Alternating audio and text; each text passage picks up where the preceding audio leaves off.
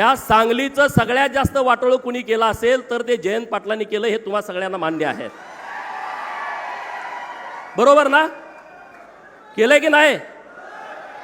काय नाही हो. आणि रवींद्र चव्हाण साहेब, तुम्हाला माझी विनंती आहे, सांगोल्याला आमच्या मसराचा बाजार असतो.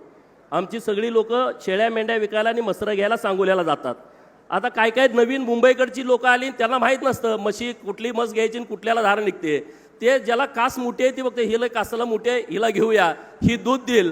त्याला कोणीतरी दलाल गंडवतं. ते जेव्हा घरी घेऊन येतात त्याला 2 लिटर दूध निघतंय. ते डोक्याला हात लावतोय, अरे कासला मोठी आहे.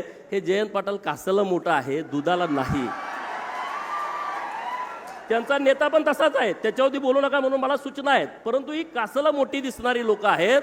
अरे एका हमालाच्या पोराच्या प्रवेशाला जर एवढी गर्दी होत असेल तर तुम्ही विचार करा ना, या सगळ्या गोष्टीचा विचार करा.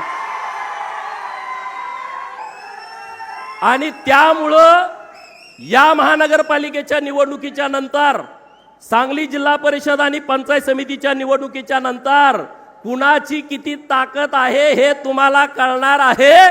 त्यामुळं पुढच्यांना जरा आजमावा, त्यांची काय परिस्थिती आहे. त्यांना कळल की त्यांच्या पायाखालची सगळी वाळू पूर्णपणे सरकलेली आहे.